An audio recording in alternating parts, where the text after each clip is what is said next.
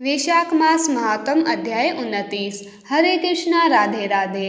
एक बात याद रखना, अगर शरीर से प्रेम है तो आसन करो, सांस से प्रेम है तो प्राणायाम करो, आत्मा से प्रेम है तो ध्यान करो और परमात्मा से प्रेम है तो समर्पण करो। कर्मों का ध्यान रखो, बस यही साथ जाएंगे। विचार करो। अब श्री गणेश जी महाराज और अपने गुरुदेव को याद करते हुए वैशाख मास महात्म का अध्याय 29 सुनते हैं। वैशाख महात्म के अध्याय 28 में शंख मुनि और व्याध का संवाद सुन रहे थे, जिसमें शंख मुनि व्याध को प्राणों के श्रेष्ठ होने और उन्हें श्राप मिलने की कथा को बता रहे थे। अब आगे व्याध ने पूछा, हे महामते, भगवान विष्णु के रचे हुए करोड़ों एवं सहस्त्रों सनातन जीव नाना मार्ग पर चलने और भिन्न भिन्न कर्म करने वाले क्यों दिखाई देते हैं? इन सब का एक सा स्वभाव क्यों नहीं है? ये सब विस्तार पूर्वक बताइए। ये प्रश्न कई बार हमारे मन में भी आता है कि सब इतने अलग क्यों है? किसी के मन में इतना पाप है और कोई इतना अच्छा है ना? अब सुनते हैं शंख मुनि ने क्या बताया। ऋषि शंख ने कहा, रजोगुण, तमोगुण और सत्व गुण के भेद से 3 प्रकार के जीव समुदाय होते हैं। उनमें राजस स्वभाव वाले जीव राजस कर्म के, तमोगुण जीव तामस कर्म और सात्विक स्वभाव वाले जीव सात्विक कर्म करते हैं। कभी कभी संसार में इनके गुणों में विषमता भी होती है। उसी से वह ऊंच और नीच कर्म करते हुए उसी के अनुसार फल भी भोगते हैं। कभी सुख, कभी दुख और कभी दोनों को ही ये मनुष्य गुणों की विषमता से प्राप्त करते हैं। प्रकृति में स्थित होने पर जीव इन तीनों गुणों से बंधते हैं। गुण और कर्मों के अनुसार ही उनके कर्मों का भिन्न भिन्न फल मिलता है। ये जीव फिर गुणों के अनुसार प्रकृति को प्राप्त होते हैं। प्रकृति में स्थित हुए प्राकृतिक प्राणी गुण और कर्म से व्याप्त होकर प्राकृतिक गति को प्राप्त होते हैं। तमोगणी जीव तामसी वृत्ति से ही जीवन निर्वाह करते हैं और सदा महान दुख में डूबे रहते हैं। इनमें दया नहीं होती, वह बड़े क्रूर होते हैं और लोक में सदा द्वेष से ही इनका जीवन चलता है। राक्षस और पिशाच तमोगुण जीव है जो तामसी गति को प्राप्त होते हैं। राजसी लोगों की बुद्धि मिश्रित होती है, वो पुण्य और पाप दोनों करते हैं। पुण्य से स्वर्ग पाते हैं और पाप से यातनाएं भोगते हैं। इस कारण ये मंद भाग्य पुरुष बार बार इस संसार में आते जाते रहते हैं। जो सात्विक स्वभाव के मनुष्य हैं वे धर्मशील, दयालु, श्रद्धालु, दूसरों के दोष ना देखने वाले तथा सात्विक वृत्ति से जीवन निर्वाह करने वाले होते हैं। इसीलिए भिन्न भिन्न कर्म करने वाले जीवों के एक दूसरे से पृथक अनेक प्रकार के भाव हैं। उनके गुण और कर्म के अनुसार महाप्रभु विष्णु अपने स्वरूप की प्राप्ति कराने के लिए उनसे कर्मों का अनुष्ठान करवाते हैं। भगवान विष्णु पूर्ण काम है, उनमें विषमता और निर्दयता आदि दोष नहीं है। वे समभाव से ही सृष्टि का पालन और संहार करते हैं। सब जीव अपने गुणों से ही कर्म फल के भागी होते हैं। जैसे एक माली बगीचे में लगे हुए सब वृक्षों को एक रूप से सींचता है और एक ही कुएं के जल से सभी वृक्षों में पानी डालता है, पर फिर भी सभी वृक्षों के अलग अलग स्वभाव होते हैं।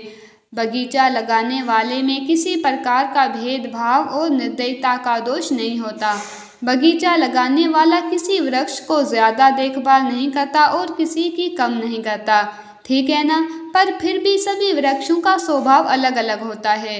ऐसे ही भगवान ने हम सबको बनाया, पर सबका स्वभाव अलग है। देवादि देव भगवान विष्णु का एक निमेष ब्रह्मा जी के एक कल्प के समान माना गया है। निमेष मतलब एक बार पलक झपकाने में जितना समय लगता है।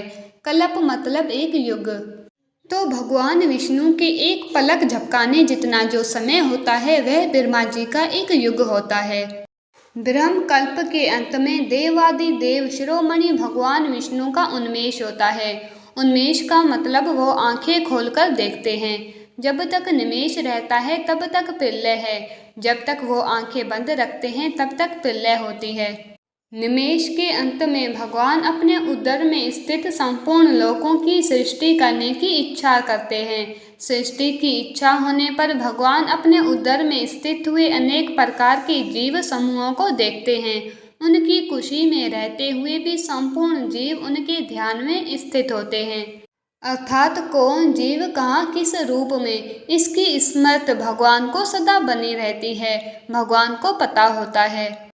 भगवान विष्णु चतुर्व्यूह स्वरूप है। वह उन्मेष काल के प्रथम भाग में ही चतुर्व्यूह रूप में प्रकट हो व्यूगामी वासुदेव स्वरूप से महात्माओं में से किसी को सायुज्य साधक तत्व ज्ञान, सायुज्य साधक तत्व ज्ञान होता है मतलब परमात्मा और उसके सृष्टि के संबंध में होने वाला सच्चा ज्ञान, इसको हम ब्रह्म ज्ञान भी कहते हैं, वो देते हैं। किसी को सारूप्य अर्थात एक रूप होने का भाव, किसी को समीप्य मतलब निकटता और किसी को सालुक्य मतलब एक प्रकार की मुक्ति प्रदान करते हैं। भगवान श्री हरि ने पूर्ण गुण वाले वासुदेव आदि 4 व्यूहों के द्वारा माला, जया, कीर्ति और शांति को स्वयं स्वीकार किया है। उनसे संयुक्त चतुर्व्यूहात्मिक महाविष्णु ने पूर्ण काम होकर भी भिन्न भिन्न कर्म और वासना वाले लोकों की सृष्टि की है। उन्मेष काल का अंत होने पर भगवान विष्णु पुनः योग माया का आश्रय लेकर व्यूगामी संकर्षण स्वरूप से इस चराचर जगत का संहार करते हैं, मतलब उस समय प्रलय आ जाती है। इस प्रकार भगवान विष्णु का ये सब चिंतन करने योग्य कार्य बतलाया गया है, जो ब्रह्मा आदि योग से संपन्न पुरुषों के लिए भी अचिंतनीय और दुर्व्य भव्य है। दुर्व्य भव्य का मतलब जिसका अनुमान कठिनता से होता है। अब शंख मुनि की बात सुनकर व्याध ने पूछा, मुने, भागवत धर्म कौन कौन से हैं और किनके द्वारा भगवान विष्णु प्रसन्न होते हैं? तो शंख मुनि ने कहा, जिसके अंतःकरण की शुद्धि होती है, जो साधु पुरुषों का उपकार करने वाला है तथा जिसकी किसी प्रकार से भी निंदा नहीं की जा सकती, उसे तुम सात्विक धर्म समझो। वेदों और स्मृतियों में बताए हुए धर्म का यही निष्काम भाव से पालन किया जाए तो वो लोक से विरुद्ध ना हो, तो उसे सात्विक धर्म जानना चाहिए। वर्ण और आश्रम विभाग के अनुसार जो 4 प्रकार के धर्म है, वो सभी नित्य, नैमित्तिक और काममय भेद से 3 प्रकार के बताए गए हैं। वह सभी अपने अपने वर्ण और आश्रम के धर्म जब भगवान विष्णु को समर्पित कर दिए जाते हैं, तब उन्हें सात्विक धर्म जानना चाहिए। सात्विक धर्म ही मंगलमय भागवत धर्म है और दूसरे देवताओं की प्रीति के लिए सिकाम भाव से किया जाने वाला धर्म राजस माना गया है। यश, राक्षस, पिशाच आदि के उद्देश्य से किए जाने वाले लोक निष्ठुर हिंसात्मक निंदित कर्मों को तामस धर्म कहा गया है। जो सत्व गुण में स्थित हो, भगवान विष्णु को प्रसन्न करने वाले शुभ कारक सात्विक धर्मों का सदा निष्काम भाव से अनुष्ठान करते हैं, वह भागवत भक्त कहे गए हैं, मतलब विष्णु भक्त माने गए हैं। जिनका चित्त सदा भगवान विष्णु में लगा रहता है, जिनकी जिह्वा पर भगवान का नाम और जिनके हृदय में भगवान के चरण विराजमान है, वह भागवत कहे गए हैं।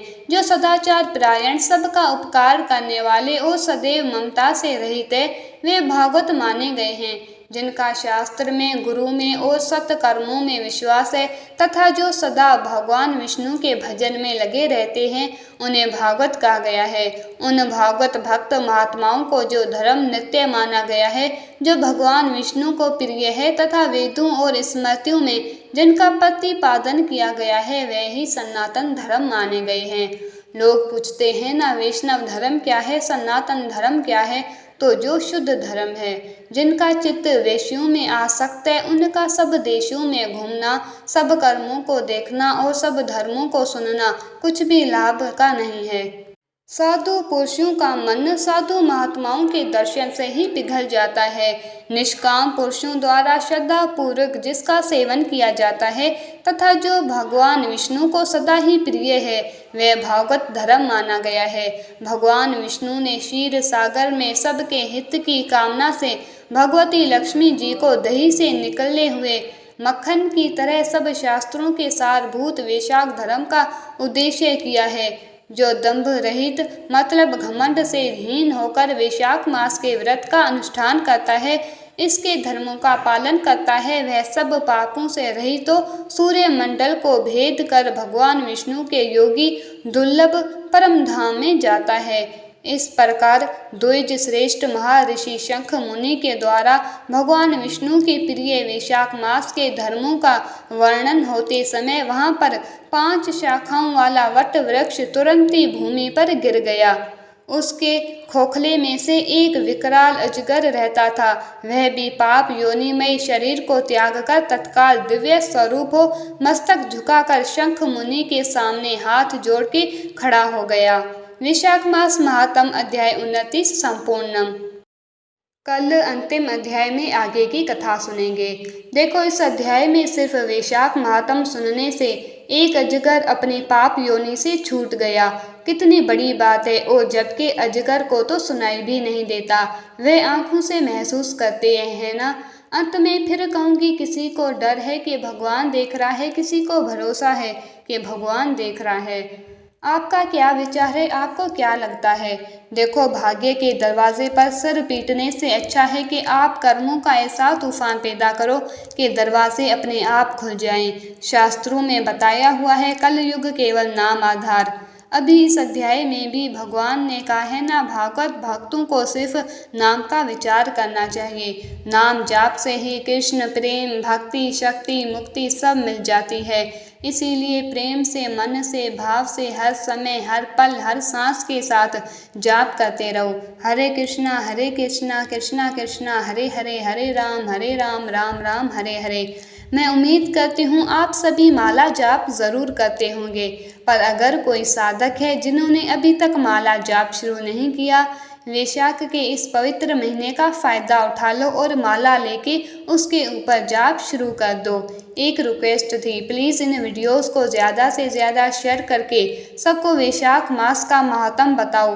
कितनी जानकारी मिल रही है, पुण्य का तो कहो ही मत कि कितना ही मिल रहा है ना। इससे सबका भला होगा और ये भी एक सेवा है। Please like, share and subscribe. जय श्री कृष्णा।